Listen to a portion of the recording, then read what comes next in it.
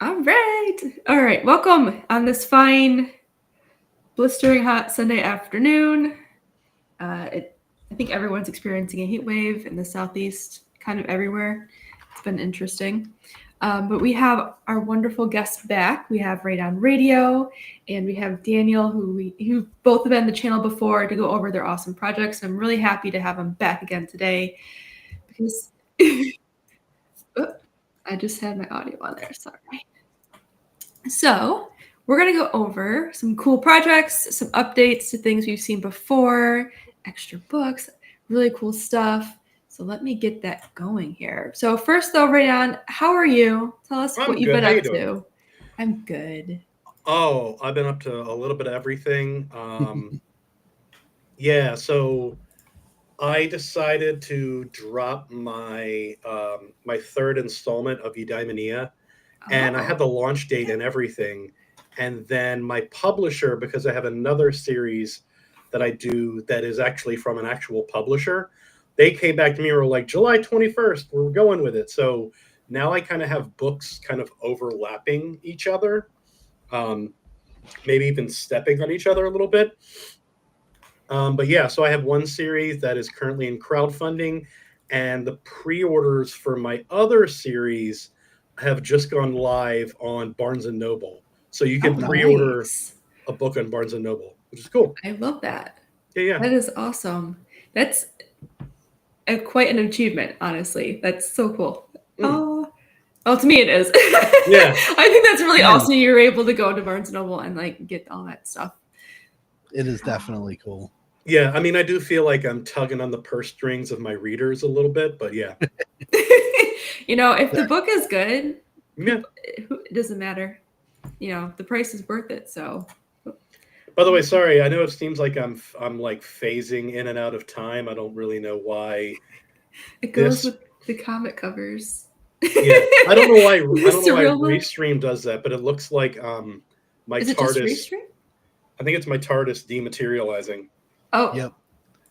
I'm curious. Well, we'll hide it just ever so It's not slightly. doing it right. It's not making the wheezing noise. Yeah. Oh, yeah. Oh, shoot. I was gonna. I was doing an ambulance noise for some reason. I totally Because you didn't leave the parking brake on. Oh yeah. Hang on, our nerd streams are crossing over into one another. Yeah, I'm like, let me recollect myself for a second. Mm. Oh goodness. Okay.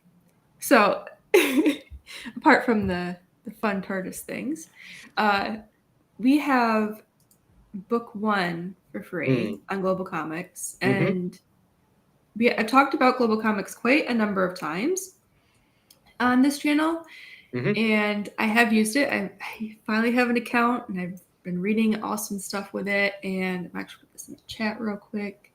A fantastic app to read comics, and it really is. Because you can see on the desktop, you can actually go through all the pages. You can follow him on Global Comics. You don't miss out on any updates. Beautiful app. And highly recommend reading the first one. It is a very, very good story. Very emotional, very deep. I love how it ended. The colors and the art is gorgeous. So before I go too crazy with that, let's reintroduce the audience to your first book here. So what would you like? How would you describe the book and talk about the story?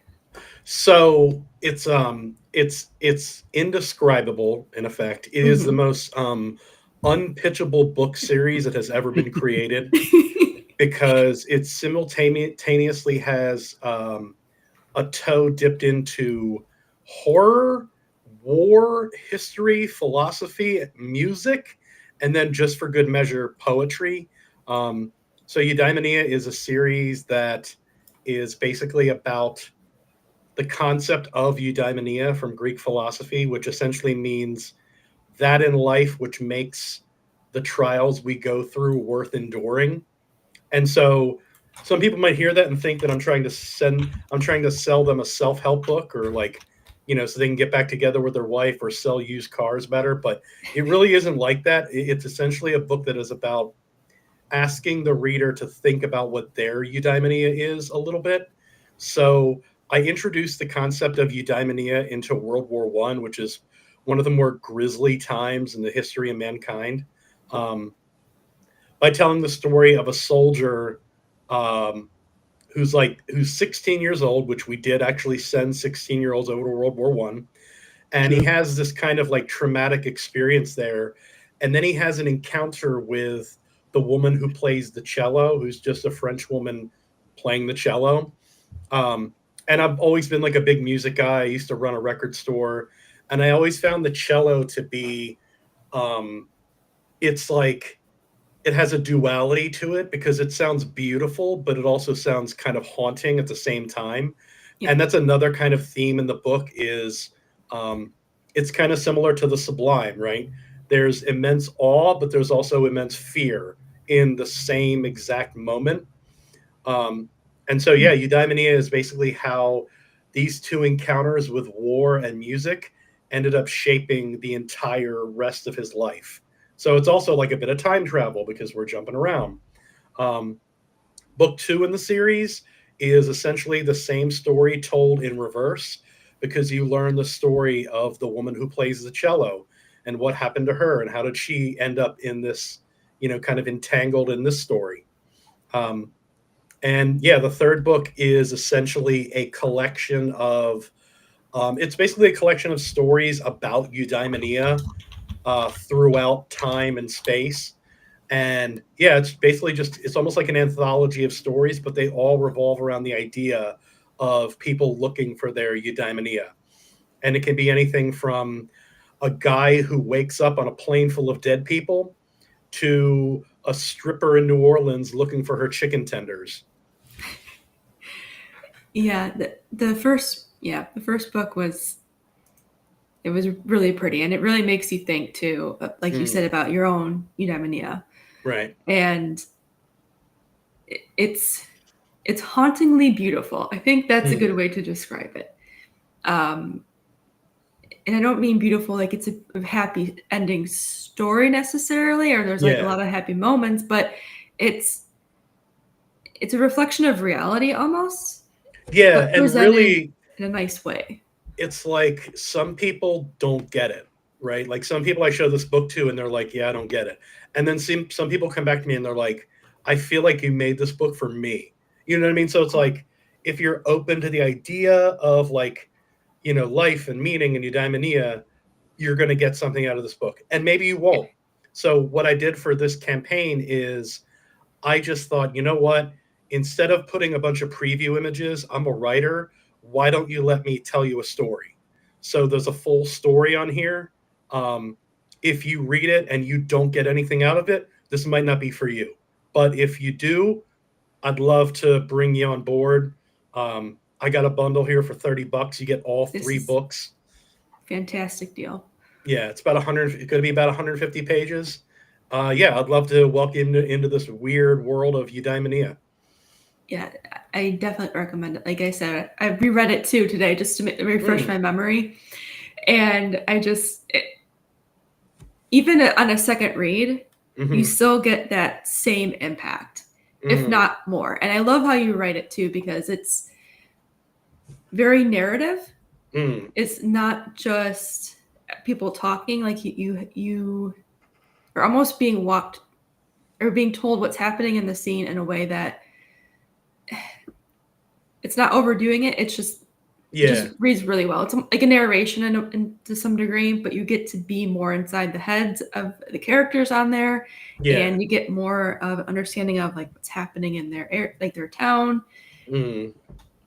It's just very, very nicely done, and I really do enjoy it. And the panels just capture a lot of emotion too. Emmy I can't say enough about him, so I got to tell you this story. I had this idea for the last story in book 3. So book 3 is going to be it. There's not going to be a continuation. The book is literally titled Goodbye. Oh no! Well, I mean, that's not a bad thing. It's but it's also sad. So I got the idea to make the last story in the book just called Eudaimonia, like that's the title of the story, Mhm. and it's just going to be explaining what eudaimonia is for me. And spoilers, but my eudaimonia is I can't wrap my head around the idea that I could like when I was a teenager, I was homeless, and so the idea that people would want to dedicate their money but also their time to paying attention to something that I made is like crazy to me to even think about. And so that's my eudaimonia. My eudaimonia is being able to make something and having people out there pay attention to it. That's crazy to me. So that's what the last story is going to be. And I thought it would be a good thing to, it's going to be a double page spread. So a 2-page story. And it's just going to be me telling the reader, thank you basically for all the amount of time you spent here. And one page is going to be, it's going to be a double splash.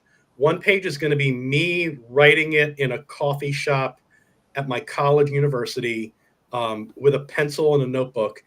And then the other page is going to be Emmy, the artist, drawing it. And that's going to be it. It's going to be the final 2 images of the book. But I sent those to Emmy, and he emailed me back, and he said, I sent him some reference images of the coffee shop, and he said, hey, it looks pretty busy here.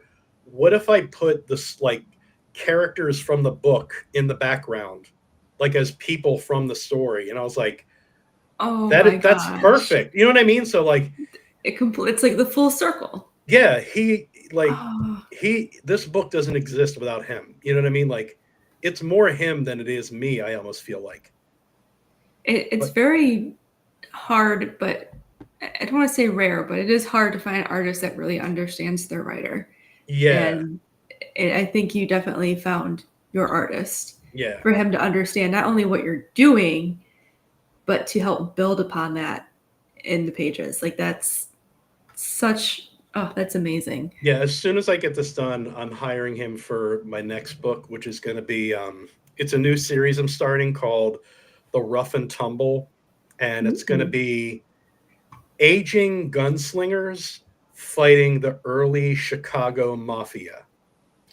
Ooh, that Because sounds fun. there's about a decade where they both exist, and so it would basically be like Unforgiven meets Peaky Blinders, Ooh. which I feel like, man, if I just said that to a Hollywood exec, he'd be like, sign me up. Yeah, for sure. Oh my goodness, that sounds awesome. Well, I'm excited for that. This is for book 3, correct? The pages. Yes. Mm-hmm. So I haven't read book 2, but going from book 1 to this is like so happy in comparison. Like the colors are very bright, and I like this.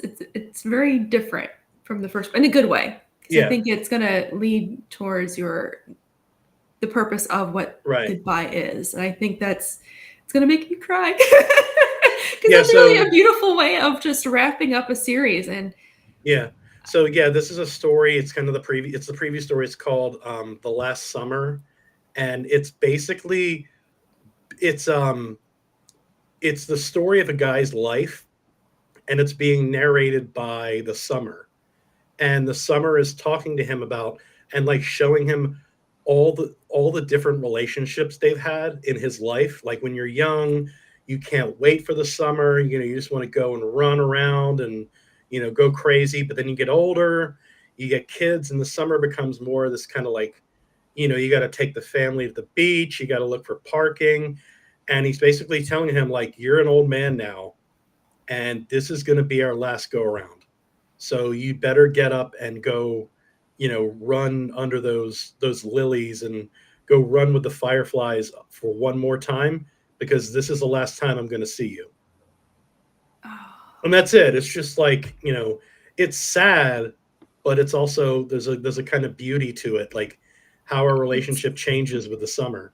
yeah, and it's just a reflection of life. Like I think it kind of forces you to pause and actually think about life in a different way, not just day by day by day, but in the grand scheme of it. It's like one day you're gonna have a last summer. yeah. This, not to be depressing, but I was listening to Gardner talk about this. And he was saying that his grandfather told him, when there were seasons where things didn't go well in the garden, he said, but don't get upset about it, don't overstress about it. You only have, like, if you have 40 years left to live, that's 40 more times you get to pick that tomato fresh off the vine. Mm. And See, I was just, I think about that with Christmas a lot. You know what I mean? I think about, like, how Yeah. many more Christmases do I have? yeah, Yep. it puts everything into perspective. And I think it also redirects you to refocus on what actually matters, Mm. you know, and I definitely, I think more people need that, you know, Mm. we get so caught up in like the fast pace of everything now, like everything Yeah. has to be immediate. It's like, hold on, you only can do certain things only so many more times. Like, how many more summers will we have, you know? And it just kind of Yeah. makes you really pause. And And it's like, you know, this series is kind of a hard sell because it's pretty tough to go up to a comic book fan and say, "Hey, you want to read my poetry?" But it's it's so worth it, though. I think it's way more than yeah. just poetry. But I kind of think of it a little bit differently. I don't think of something as either being poetry or prose. I feel like one has to have both, right? So like Agreed. even if you're reading if you're reading nothing but prose, all of the elements of that story should have the potential to have a kind of meaning between the lines, and that's kind of like poetry. You know what I mean? Like it isn't one or the other. It's like so. Yeah, I don't know. I don't really. I tend to not think of storytelling as just being one. It's like you know your writing should ideally have both because unless it is a black and white blueprint of events happening one after another, there's something else happening in that story, and it might be a little bit more poetic than you realize. Yeah. I think this is like, I think you found like the perfect recipe to deliver that too. Like, Thank you. I did this. I know I said it before when we were going over book one, but if you haven't already, make sure to go to Global Comics, read the first one. If you're not sure if this is something you might like, but you will, because this is a very, very nice story in terms of how it's laid out and what you're going through, and just like a side of humanity in a way that you normally don't think about or see. And it's kind of dark, but also it just is. Yeah. You know, like some people just are, and some situations just are. They just exist. And it's neither good nor bad. It's just how it happened, you know. Yeah. If that makes sense. I'm trying to figure out how to phrase this because it's just very much like when I've read things that are similar in the past, I don't feel like I hate a character or I can't believe this happened or why would you do that? You kind of Yeah. It's see kind of like everything. when you think about a memorable villain, a lot of times the reason why you remember them and maybe even the reason why you like them or maybe like hate them is Mhm. because they're kind of making a good point. You know what I mean? Like Yeah. that's the part of it that you remember. So Yeah. It's yeah. something you can understand. Yeah. It's kind of like what Dr. Manhattan said in The Watchmen, like he neither condemns or condones it, but he Yeah. understands it, you know. Not Mm. to be super nerdy here for a second, Yeah, yeah, but yeah. it's like, okay, I get it. You Yeah. know, I mean, without any real attachment to it, but and maybe that's not the right way to say it. But yeah, Mm. it's that this is just something that brought out like feelings that I wish were brought out more in some stories. Like this Yeah. is something I definitely miss. Um, I read stuff like this when I was maybe a little too Mm. young, but it just gives you a wonderful reflection on the complexity of people too. It's Mm. Yeah, book 2, I think some people slept on it. I should probably upload it to Global Comics, but I actually like book 2 more. Um, because I'm trying to think of why. So book 1 is very much a story of individualism, right? mhm. Like the guy basically forges his own purpose out of the world. Yep. Book 2 is actually a little bit more communalist. or like I'm trying to think. I might be using the wrong word, but it's more about how people find meaning in relationships to other people. And plus, it's the woman's story. Um, Hmm. it also brings in, so spoilers in the first book, the main character kills a German boy in the trench. Yeah. Um, his story is in book two, Oh, and it nice. ends up creating a kind of circle. You know what I mean? Where you have three characters and their stories form like a closed loop out of it. So I think it does actually wrap up a lot of things. So yeah, I'm actually, yeah, I think I just Yes. might I prefer think, book two a little bit. yeah, I think that's fantastic because whenever you're reading or watching or anything with stories with, especially when they deal with war, especially because in the first book, they're two kids, Yeah, like the first thing that goes through your head is at first I'm like, well, maybe they're both be like, oh my god, this is crazy. We're not going to do this. But then you right. realize they just succumb to the nature of the war, and Yeah, it's like an insane moment where you have two kids in a trench and one of them has to kill the other, even though that doesn't make any mhm, sense. Like, why would they yeah, do that? But it's war. yeah, So it's war and they're and from different sides. So that's what has to happen. And right, so it's utter madness.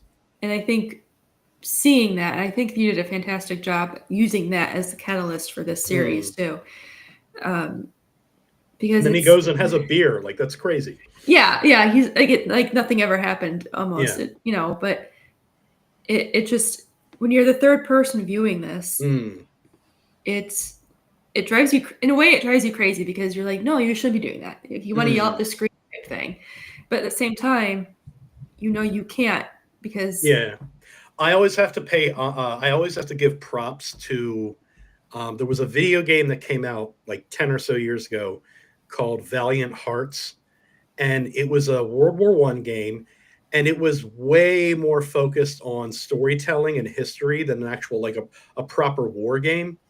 Um, and you can find video compilations of like people on YouTube just bawling their eyes out at the end of this game because when you get to the end of the game, there's a character you play by, and he's like a middle-aged father, and he's being led through through like the battlefield, and he has a commanding officer who's just like, go, go, go, and like you'll just keep going forward forever until you do the thing that the game wants you to do, which is to crack your superior officer on the head with a shovel.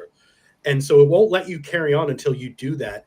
But then once you do that, it cuts to him being like court-martialed and having to walk to his execution. And this is where the game, like, it gets like really fourth wall breaking, because you as a player have to make him walk to his death. Like, it doesn't carry, so you have to push forward knowing exactly what you're doing. And that like just blew my mind. You know what I mean? That, and then as you're walking, like he's narrating a letter to his daughter saying goodbye, and it's just oh like, jeez, if you can it's find the video of people like playing that and just like bawling their eyes out, it's mind that's blowing. hard. Yeah, Like it did a what I was trying to do here could never live up to that video game. well, not yet. No. Maybe your next one. But yeah, no, that like that kind of storytelling, ugh, that's Mm. rough. Like especially as a player because Yeah. you have to, and Hmm. usually And in and it's kind games, of weird to think about, because it's like you could turn off the game, right? but we have that compulsion where you have to carry on, Yeah, and it kind of yeah, like plays that against you. yeah, and you have no choice but to participate. Yeah, dang it! Now I made the chat like a real bum. I made the whole stream like a bummer. No, it goes with the theme of just like being in the moment, and Of sometimes being a things, bummer. no, just sometimes these things happen, and it's Hmm. without it. Just I don't want to say it has to happen, but sometimes it just is. It's just a part of reality that we don't always get to control. Hmm. We don't always get to have a say in it. Sometimes things just go a certain way. Yeah, and then World War One kind of got overshadowed by the sequel. Ah. Well, yeah, it's I don't know. I think we should have more a little bit more like that. I think it would really give people more time to just pause and really reflect, I think, on just everything. But yeah, in my opinion, if this is your first time watching and being introduced to this, just grab the bundle. I mean, obviously read the first one. It's worth it. We'll make a Global Comics account, read it and favorite it and give it some boosts there, and then get the bundle. But if you've already gotten the first two, yeah, issue 3 here, which is a pretty good price as well for 15. And yeah, I think it's going to end up being about like 50 to 60 pages. Okay, awesome. Oh yeah, over 50 pages, perfect. And I will say, like, oh hi, buddy. The letter was an actual letter to the great. Oh wow, Buddy Rabbit. Yep. That's hard. I'm guessing from the game. There's a lot of stuff about development inspirations, though, so that's not for sure. Interesting. Oh, yeah, I didn't know that. Interesting. Maybe this is a game I'll have to add to my ever-growing list of games to play. Oh my goodness. Yeah. Sorry, distractions. I will say when I read the first one, I actually went back to look at the page count. It was like, what, 40 pages? I did not feel like 40 pages. It is such it's such a good read. You don't even realize how it's a longer comic. It just reads, it flows so well. Thank you. It's the funny thing about the war was that I studied a lot of the poetry written by the soldiers, and like psychological journals at the time and how it was being treated. And the thing that was kind of interesting was that, this was during what's called, it's like the beginning of modernity when poetry became modern, which meant a lot more free verse. But the soldiers who fought in the war, they grew up reading, Shakespeare, and like they were reading a lot of sonnets. So almost all of the major World War I poetry was written as a sonnet. So I thought if I was going to tell a story like this, I wanted to write how they wrote.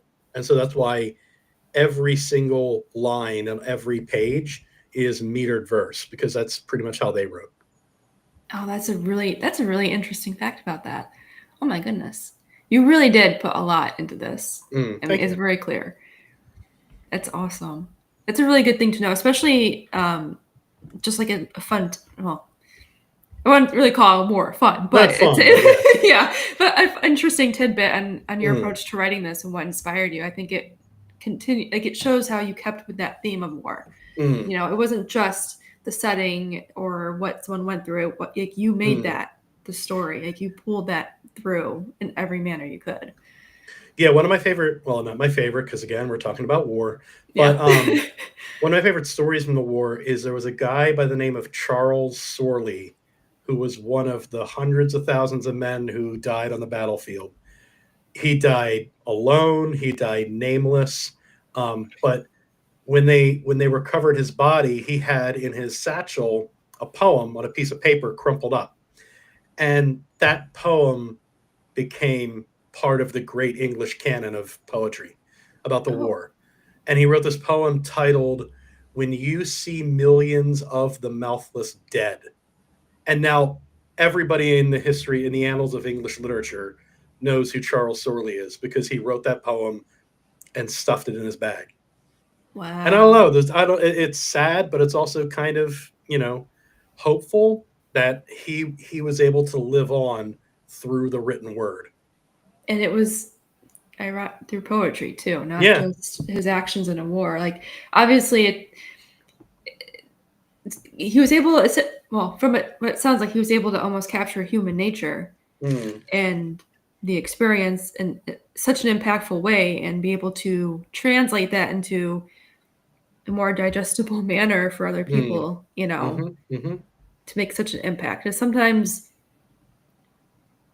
certain situations and events, just being factual about it doesn't have the same impact as having a little bit more. Defy description.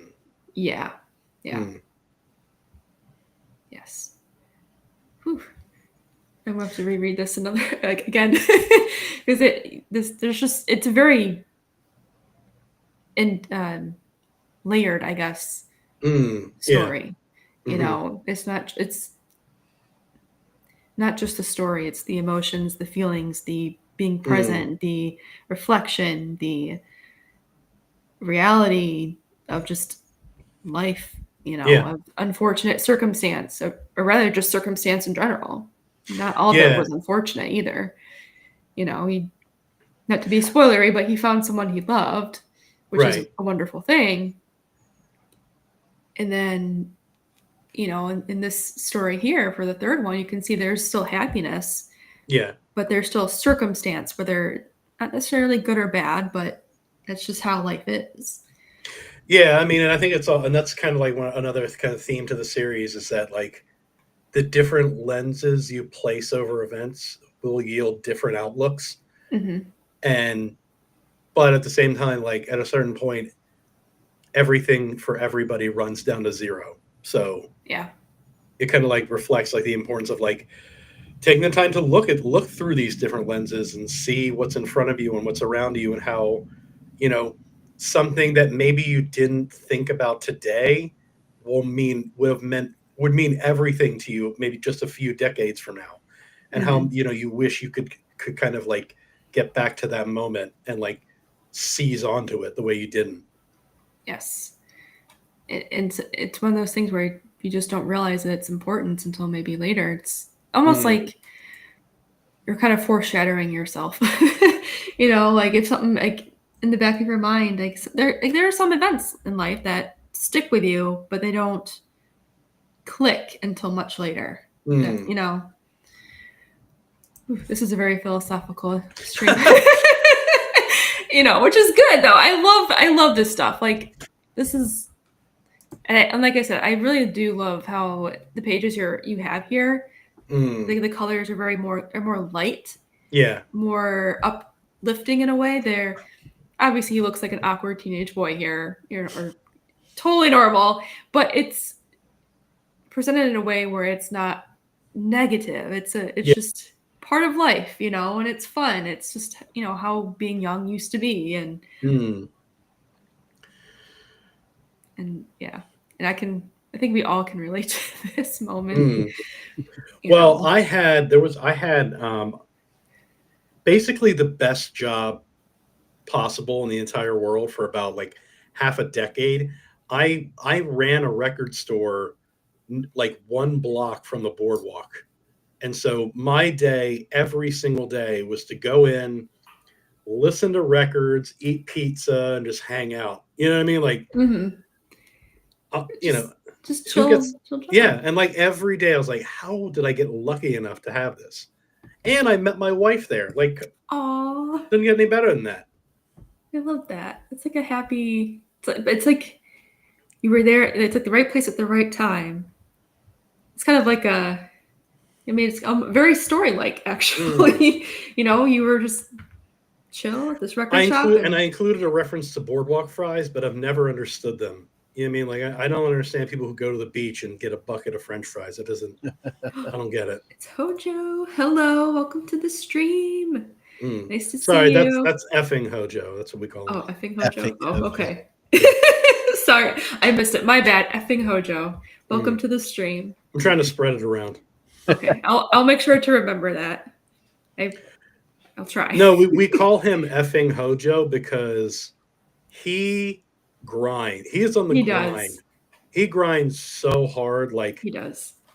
if if a kid somewhere has like an old tin can and a string and is looking for somebody to talk to him, Hojo will be there. Yeah. He'll tell them all about the mythicals. Yeah. Yes, he Effing is. Hojo, man. I know. Every time I see him like promote stuff, I'm like, I need to do that, and I'm like,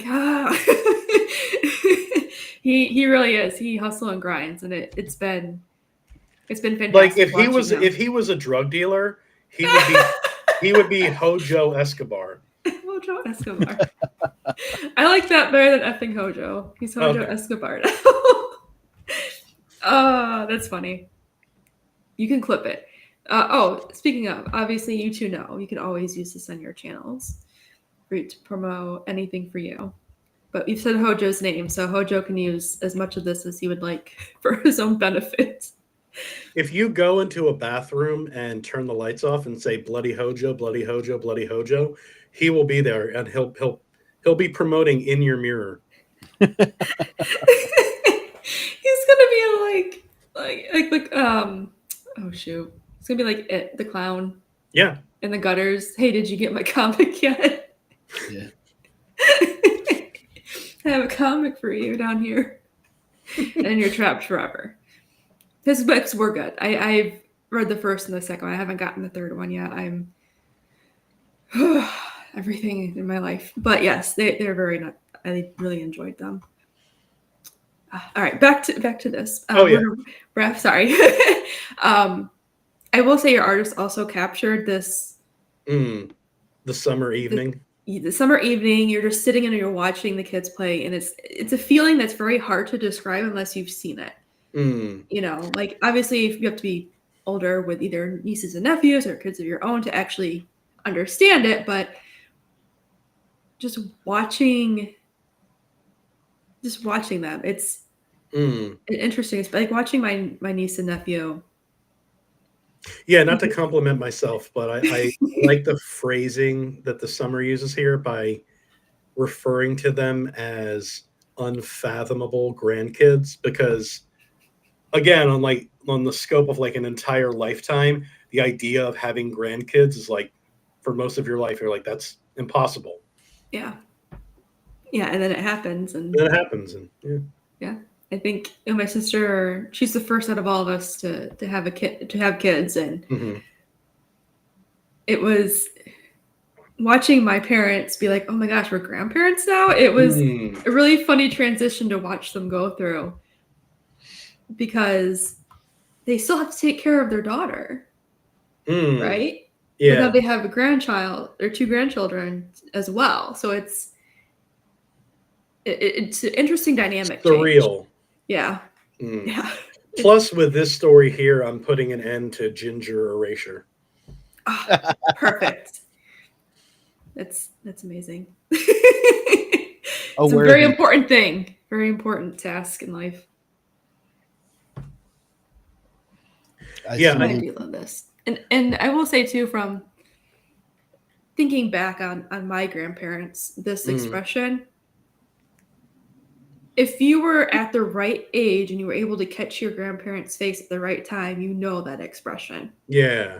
You know, and it explains a lot if you look at the entire lifetime, like why grandkids spoil or why grandparents spoil their grandkids, or yeah.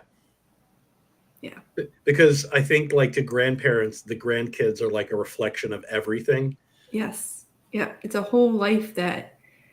By the way, I don't even have kids. I don't know. I could be talking about my head. I don't even know. Oh, I don't have any right now either, but I that's why I'm like, I have nieces and nephews, so I can I have a little bit more of an understanding like this. I'm looking funny. forward to being a grandpa. Aww. You're gonna spoil them? Oh hell yeah! It's like, yeah, it's I love the scene. They're gonna be pulling like a Werther's original out of your pocket. Always on tap, man. Always. That's a good candy, though. It's a good candy. I could never. Well, I think it is. It's one of my favorites. Oh, yeah. This is just a beautiful. Your artist captured everything from like the way, just the atmosphere, everything perfectly. Like this makes me think of the summer nights of being a kid and being out in the middle of the street. Probably shouldn't have been, but I was. You know, playing with the neighborhood kids. And it's fine. It's a cul-de-sac. Oh, there you go. Yeah. Cars can only go one way, right? Yeah, but I think because this series is so unpitchable that my other series is like, it's the easiest pitch in the world, man. It's just murder mystery in old New York. I love murder mystery. It's like a 5-word pitch. Well, I'm excited to hear more about that project when it becomes available. But until then, I think this 3 series, and I love that you have just 3 books for it too. It's bittersweet in a way, and I think it's a good word for it. Yeah, I think that captures the whole eudaimonia. Yeah. It's bittersweet. It's not bad. It's not, obviously you always want more, but that's just how it is. The nature of things. Yeah. Oh, it's a beautiful page. Sorry, I was like reflecting back on things. But yeah, this is a fantastic book. If you want something that takes you somewhere else, but not quite so far away, like you don't know where you are, this is the series, I think. You are like just far enough detached from reality to be able to reflect and see what's happening, but not so detached you can't relate to it and understand that flow of the reality in these books. Yeah, I think it's like, if I had to summarize it, I think it's like a lot of people make comic books to portray things that are super. And I'm not saying there's anything wrong with that. There's nothing wrong with super, but I'm just more fascinated by the things in life that are already super, that maybe we just don't think about them that way, and trying to use comics to show how super or magical ordinary life can be. Yeah. And yeah, you've definitely done that. I mean, for the third book, like I said, this page is beautiful. And I think that captures like you can't tell me a grandfather playing with his grandkids isn't super. Yeah, like you could just see like their expression, the whole thing. Like that is something, when you experience it, you see it. That's almost it is super. I'm trying to figure out the right verbiage to use here. But it almost does feel unnatural and not real in a way, because it's such a magical moment.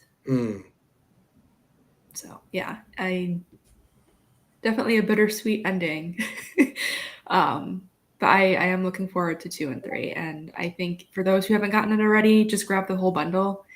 In my personal opinion, I don't think you're going to be disappointed. I think it's really going to, in some respects, maybe cause some whiplash. Like, oh my gosh, like I didn't even think about it. I didn't even view the world this way. It gives you a good perspective. It gives you some things to reflect on and almost sympathize with character, like the situation rather. Like the 2 kids in the first book in World War, on either side, the Germans are bad, these people are bad, and you kind of have that moment of this poor kid, right?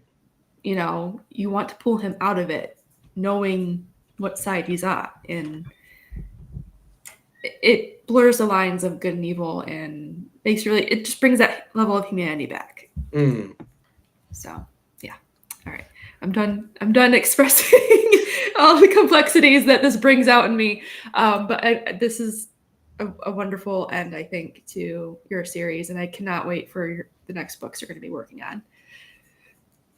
So thank you for sharing this and allowing me to talk about it. I hope I appreciate the time. I appreciate everybody's attention. And like I say on the page, if check out the story. I even have a message kind of restating at the bottom, but like, if it's not your thing, it's not your thing. I just appreciate your time. And if not, we can hopefully part as friends. And you can go check out what Daniel's got to offer. Yes, it's a wonderful, love this.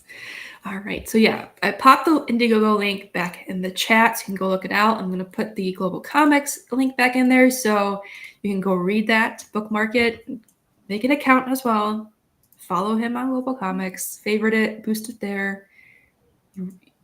It is a wonderful read. All right, so we're going to move on to Daniel. I think this is your third time on my channel? Fourth time? In general? Third. I don't. No, we did a non-indie promotion stream, which was fun. So maybe it is technically the third takeover one. Yes, but I love it. We have more stuff to go over for you, and I'm excited. It's because I can't stop. That's good. You can't stop. You're not allowed to stop. All right, so this is Jizadai 3, and this is the novel, correct? Yes. All right. Will be available July 14th. It's in pre-order wow. for Kindle right now, but the book officially goes live on July 14th. It's It is not that far away. yeah. It's It's the actually, end of the Angel War arc. but not the end of Jizadai. No, I'm going to take a break because I got a lot of things that I need to do and learn, like how to more efficiently sell this stuff so that I actually get rid of it instead of it just piling up around me like a I literary understand that. fort. But, you know, I will be taking a break now that the Angel War arc is completed, but I have 15 more arcs that I've got planned out. So I could Awesome. theoretically be writing G Sedai for the rest of my short lifespan. Nice. I mean, obviously you can do other things too, but it's nice that That's you're. true. And I do, It's good to unfortunately. look forward to more. I feel like I'm kind of schizophrenic with my writing because I just write different things everywhere. Yeah, I can relate to that. I was like, oh, I'm working on this, and then my brain's like, hey, here's some other ideas. I'm like, not right now. I have Yeah, to pretty finish much. this one. Mhm. This is on my to be read list. Yeah, For so sure. for those who may not be familiar with the G Sedai series, the story began with a young man who is a corporate killer. He's an assassin for a mega corporation in a futuristic Tokyo that's taken capitalism to its most grisly end, in that they do corporate espionage at the edge of blades. So Gabriel is the last of a series of super assassins cultivated by a corporation called Suzakushin. And he has the most advanced form of technology that they've been able to use to enhance a human with, which is nanotechnology inside of him. And he's kept as a super weapon, basically. He has no social life. He's not allowed to exist outside of his mandates as far as the corporation is concerned.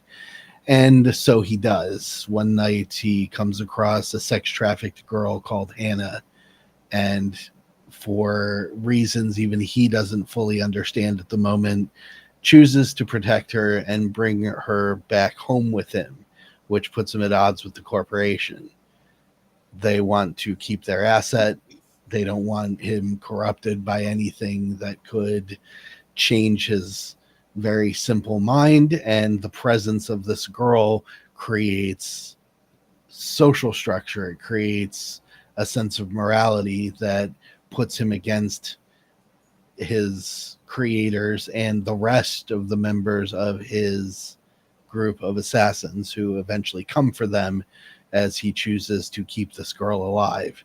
And in doing so, he finds that there is so much more to being alive than just murdering people for those who told him to do so. The idea behind it originally was to create a sort of narrative in Kurosawa format, where the combat scenes were arguments between the two mindsets. Gabriel's mindset of there's no reason for this person to be killed, and so I'm going to stop you, and the mindset of the corporation in choosing to commit this heinous act against an innocent. But as the arc progressed, in book 2, I wrote in more characters and explained the world a little bit more so that the reader got an understanding that this was a carefully cultivated societal system by the mega corporations. They wanted the world to be this way in order to keep control of it. And now there is something that they cannot control, that they created themselves, because he's technically too powerful for them to contain outside of their psychological manipulation. And with book 3, I'm bringing it all back into focus again with a very tight narrative. So it's sort of, book 1 is tight, book 2 has expanded the world, and now we've shrunken back down to the culmination of it all, where Gabriel, Hannah, and all the people that they have come to consider friends and a sort of found family through the course of the first 2 books take it right back to Suzakushin Corporation, and in turn shine a spotlight on just how wrong the world that these corporations have created is. I like that, because it's like in book 1 he's tight, right? He's confined. His expansion and self-exploration to some degree is in book 2, and then book 3 he's not necessarily confined, but he's focused again. Yeah, it's a nice wrap up to being in control in book 1 to some degree, but it's like the wrong type of control. Mm-hmm. And then book 2 he explores that. In book 3 he has the right type of control now. Yep. And that's a really nice character arc to have in a story, because what you don't want is a character to like, yeah, I'm discovering myself, and then goes off the rails and loses like everything that made that character, you know? Yeah. And it's like, what happened to you? You know, it's like, you're not recognized. Like, there's no consistency. Right. And because it's sort of a dystopian story, which is, everywhere nowadays, I wanted to do something slightly different with the expansion into book 2.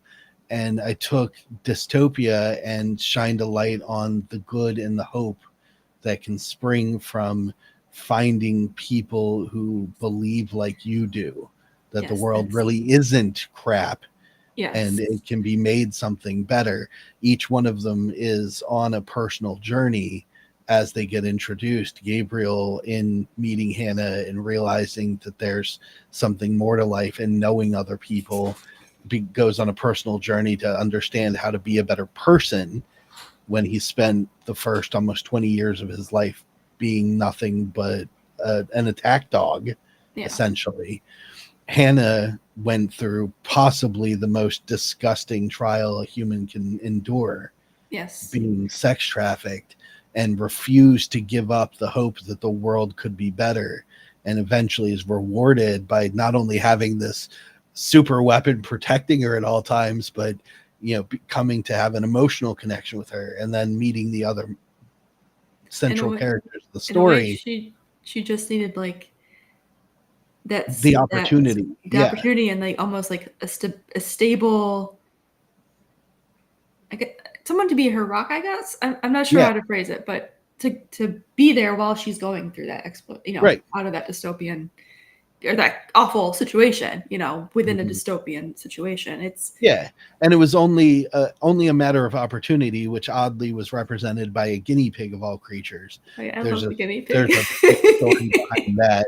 If you haven't read these books yet, the guinea pig, which she calls heaven for obvious reasons, it facilitated her freedom and entrance into a better life.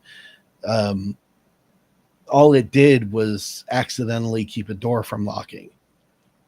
Yeah. And that one moment, her seizing that one moment, fundamentally changed everything about her life. I love that. And I love that the guinea pig is and just like how it's the reflection of her spirit of not giving up too. That's I think he becomes sort of not so much an item of power, but kind of a representation of her freedom and her ability, because the guinea pig's not afraid. It bites people, it scurries into stuff, and sometimes it almost seems like it has more understanding of the world than the humans do in certain moments. But it all works out to be her sort of spiritual awakening to an opportunity to make a life for herself that was previously denied. And the same thing with the other characters. Hasegawa lives outside of the city in ruins all by himself, and he's sort of given up on ever having other people around him like he used to when his family was still alive. He was a soldier in the war that devastated everything around them and ultimately started all of this. And then his family tried to survive through it, but slowly but surely they all began to die off until there was just him. And he was an old man all by himself.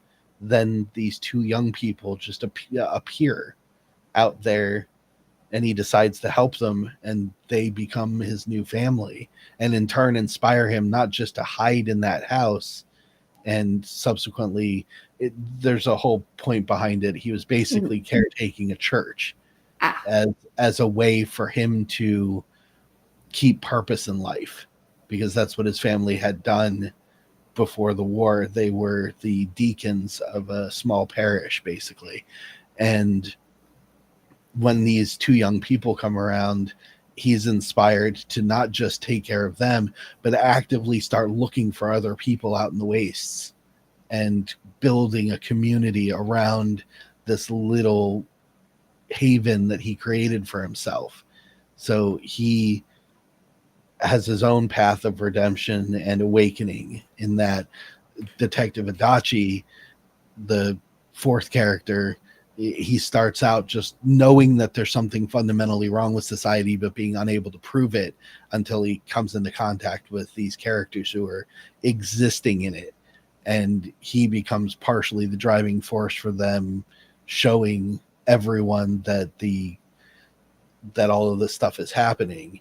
But it's because he knew that the world was wrong and just couldn't figure out how to set it right on his own. He needed others. Yeah. And it kind of reminds me of Raidon's panel or page of the old man watching the grandkids. It's like it's basically almost like that moment. Yeah. He sees the young people that need his help too.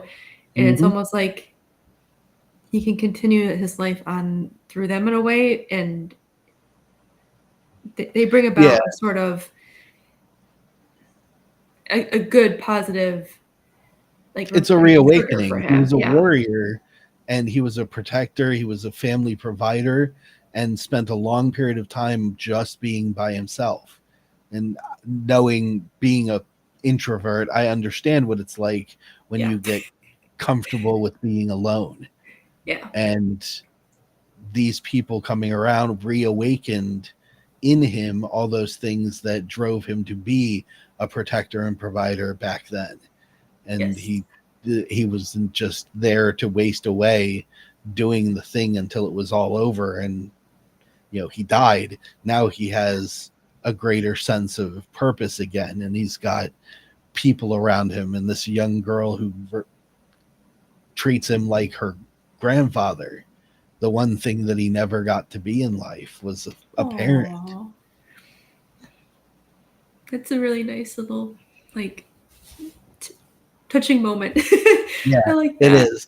And it's interesting for me because Hasegawa came from nowhere. He wasn't in my initial outline for the story. He sprang up while I was writing the book. I love but also hate when that happens. Because it's like, where were you this whole time? And then the characters just says, yeah, I love that though. Here where I needed to be. Exactly. Yeah. He showed up when he was there just waiting. Maybe, it kind of ties in with him being an introverted character though. It's like, oh wait, I'm not needed until now. Yep. I do love the premise of this story, and every time I hear it, it just gets better and better because you're welcome. Just the complexity of the characters, like of where they have started and where they're going. It reminds me of a good adventure story because you see them go through all this crazy stuff and everything. But the character growth is going from basically the worst possible situations for both. Like one doesn't have any real anything. One has been through freaking crazy, insane, unspeakable events, and where they're going is to a completely different reality almost of a better version of themselves in a way. A version that probably didn't even seem even remotely possible at a certain point, you know, or that it was like almost like a fantasy that they would never actually get to, you know. But yeah, this is definitely on my to be read list. And if you are interested as well, there are comic versions for book one. I definitely recommend reading the novels as well because you get the full story, and 213 pages is not a bad book. You know, that's a pretty good length. You know, They you don't have technically to. count as novellas, but they're chunkier on the novella end. Gotcha. It's a good read. I think that's a really good length. I didn't want it to get too price, over long because a story with such a tight narrative would only bloat by having exposition and greater, waxing poetical about societal differences that are going on and so on and so forth. So I wanted people to run alongside these characters, not stand around and watch the world. Yeah, no, I think that's a perfect length for a story like this. I don't care how short or how long a book is. If it's good, it's good. And usually, 9 times out of 10, if it's a good book, the page count doesn't mean anything. But if you're someone that's like, do I have time to read this? Yes, you do. This is a really good length to get into a really cool world. Fun character. Well, a fun character of a cute little guinea pig. They all develop personality throughout the course of the story, and the most interesting parts, from what readers have said, are the way that these individual, very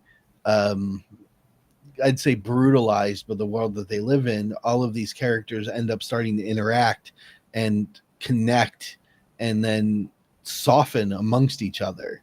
They're all very hard characters in the beginning when you think about their concepts, but as they, through dialogue and interaction in the scenes, because my idea was to try and pace the story of like a roller coaster. So you have high action and then low slice of life, high action and low slice of life. So it just sort of waves throughout each of the books.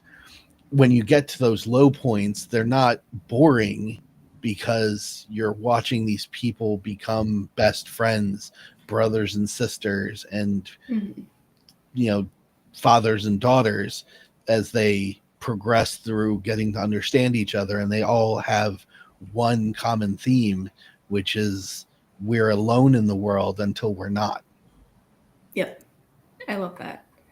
I think you can even see on the covers like how that progresses, because this is obviously, she's scared. He doesn't know what's going, like he's very stiff, but here they're together, they're unified. And then here he's very relaxed, even though they're going, obviously preparing for a fight, but he is surrounded by people again. He has a community, like a little family, Yep. And they're going into the den of darkness. They're going straight into the heart of Suzakushin Corporation. Yeah, and they're prepared for battle. So I'm excited that you got this first arc finished. And I'm glad that we can expect more later on. But you do have other projects you're working on, so I want to showcase those constantly. So, and they're all different. Yes, and we do have. I think we've talked about this before, but the Saints Go Marching, which is I think going to be one of your series about different saints in Catholicism.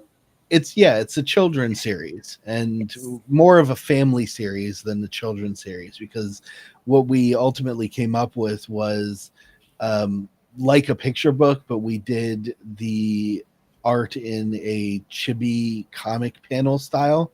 So each page, if you look at this, I think the sample goes enough to where you get to see it. There's a comic strip across the top that kids can look at and absorb the story with their eyes. And then there's text underneath that gives a bit more detail that, say, a young learner who is at a reading level can start to read. Yeah, like that can start to read, or a parent or a grandparent can sit there and read it to the kid while they're following along with their eyes. I love seeing the moments.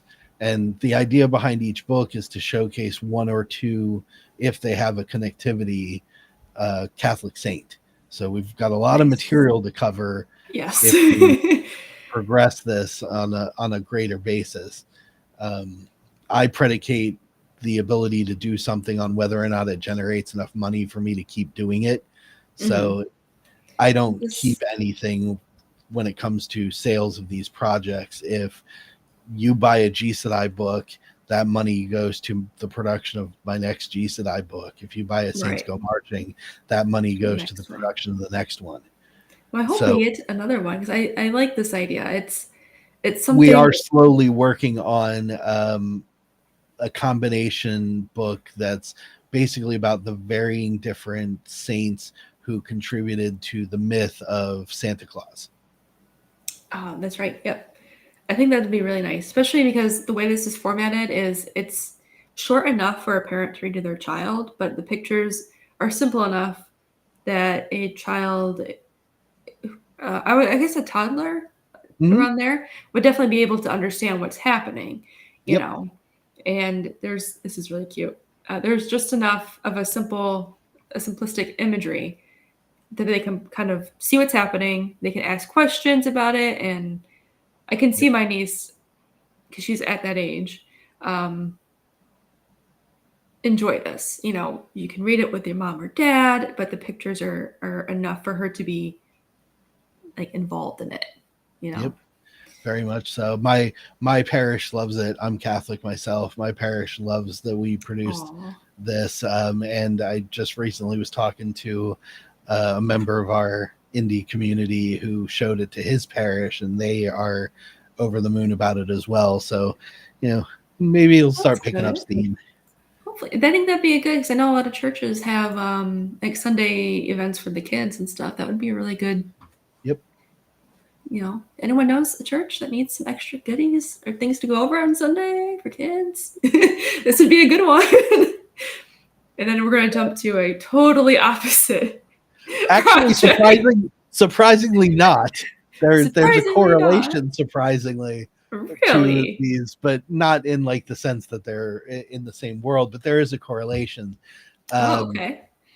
This one requires a little bit of explaining. When I first began the idea, it sprung from sitting down and watching some classic monster movies with my daughter. And she looks at me and she says, "Why don't you retell these classic monster stories as books?" And I went, "How can I do that and make it not just a regurgitation of what they do? You know, how can I do that and make it not just the same story?" Right. So I started playing with modern cultural touchstones and came up with a series of 6 books, 5 of which are focused on individual creature feature classic monsters. You know, the vampire, the werewolf, Frankenstein's monster, the creature from the Black Lagoon, and the mummy, technically. But in order to make them unique and modern, I had to place them in our current time and add some relevance using these cultural touchstones. This is where it might get a bit offensive for certain audiences. So Era of the Dragon is basically following the same pattern as the Dracula story. Okay. But it's based around a female vampire who may or may not be the former bride that is not technically killed in the Bram Stoker writing. Basically going through the same motions as Dracula did. She grooms 3 young men from birth, basically, into being her perfect companions. And they don't know it, obviously, until she starts coming around. So basically, their early college life is thrown into complete chaos by the introduction of this very sexy cougar. Interesting. And I like that you're going from a Bride of Frankenstein perspective. I've read Dracula, the classic Dracula, a million times, like not even exaggerating. So I'm very well familiar yeah. with a lot And of with our the current things. cultural issues of people reacting in whatever direction, whatever paradigm they want to react to, the Mhm. boss babe. You know, Yeah. this was my interpretation of it from a vampire perspective. But there is the reason it's called Heir of the Dragon, without spoiling the story, is that one of the three young men there, he has a certain, we'll say, genetic predisposition that causes him to be turned into a vampire, but not be enthralled by his master. So he Interesting. retains free will. Is that like a nod to oh shoot, what's his name? Oh my god, I forgot his name. I'm embarrassing myself as a Dracula fan. It's okay. They just made a movie on it too. Sorry, you can read it and tell me if it's true, if you were right or not. Okay, I'll do that. But yeah, that's what it is. Now, instead of doing individual books that are just following this paradigm, I wrote an entire sprawling story that leads to an ultimate, ending. And so each of these books connects with the last one. The young man who is the main character of Heir of the Dragon appears and has a part in the second book, which is even worse than the first one if you're easily offended, because it involves a young woman who's been kept on puberty blockers, Oh but jeez. it's because she's a natural born lycanthrope and her parent was trying to keep her from transforming. Oh, that's an interesting way to manage that. Yeah. Hmm. Okay, That's I'm the one that I'm curious. currently writing. That's the one I'm just about finished. I just need to take a couple of months to prepare it, and then it will be releasing in October. All of the Modern Horrors books release on October for Halloween. Oh, Obviously. perfect. Good, because I just hit my cord. I love Halloween and I love horror stuff and I love reimagining things like this. I think that's a really interesting. It's a challenge. Mm, It's a huge challenge. I can't find it anymore, but I had a book of short stories that was specifically vampires, and it was similar to what you're doing here. And there's like a million different ways to reimagine a vampire in modern day society. And yep. every time I've read one, I've always been like, oh my gosh, I never even thought about that. You know? So I'm curious how this is gonna turn out. Like and you have mystery in there too. Definitely. It's not just Dracula's wife managed to live on. There's something else that she has to basically face now that's preventing Yep. her from being like Dracula and controlling the sky, which I think is even more interesting. And I'm really curious about that because it's like the past is never going to leave type thing. So Yep. I'm wondering, I Repeating have a patterns. theory already. I have a theory. And there's an So, even greater overarching dark intent involved. So there's a mystery that you kind of get a clue of in this book that will be expanded on in the second one and expanded further in the third and the fourth and the fifth, until they get a broader understanding of what exactly is going on as each of these characters come together. nice. So I'm there's excited for book six this will be a little series. bit Monster Squad, but kind of awesome. Oh, that's awesome. I love it. All right. Well, I can't wait for more of these, especially as we get closer to Halloween, because who doesn't want to read monster books around Halloween? Um, yeah. So if you like vampires and you love Dracula, you should get this. And that's really all I can say because, it's Dracula's wife or his one of them. And I think that's a really, really great segue into the story. Like you have that central point of reference to like if you're a fan of Dracula like me, you have a point of reference for who she is, where she's coming from, her previous world, and how she's basically adapting the modern day, but almost not quite letting go of her nature. You know, Yeah, I had a huge Dracula buff read this as a beta reader, even though I don't usually do beta readers. I just knew she loves this stuff, so I had to read it, and she said this is so lore accurate yes. that it touches everything that I love about vampires. Perfect. And I was like, that's what we want to hear is lore Yep. accurate for Dracula. Because Yes, let I me was tell gonna- you, there are times when people are like, yeah, it's based off Dracula. I'm like, no, it's not. What yeah, no. you just put the name in there. That's not based off of Dracula. That's okay. That's Far so more traditional vampire than most things out there these days. yes. So if you're a classic horror fan, this is for you. So that's actually good. You got the Kindle, $4.99, good deal. Paperback, very good deal. 201 pages, which is a very good length, in my opinion. Yep. Same thing. I wanted to make sure the story did what it needed to do and didn't faff around. Yes, and I think for those of us who are older and love these stories that don't have a lot of time, I think this is the perfect book. Because I always struggle with getting back into reading, and I'm like, I don't have time to read this 1,000-page book anymore. Yeah. You know, because I could read those in like a couple days. 1,000 pages was nothing. But now I'm like, I have to work. I have to make dinner. So this is perfect. And I definitely am going to be checking it out. And the fact it has the blessing of someone who loves Dracula, I think that is it's a wonderful sign. So let me put these books in here for Heir of the Dragon. And all these links are also in the description of the video. So if you're watching this after it goes live, you can check everything out there as well.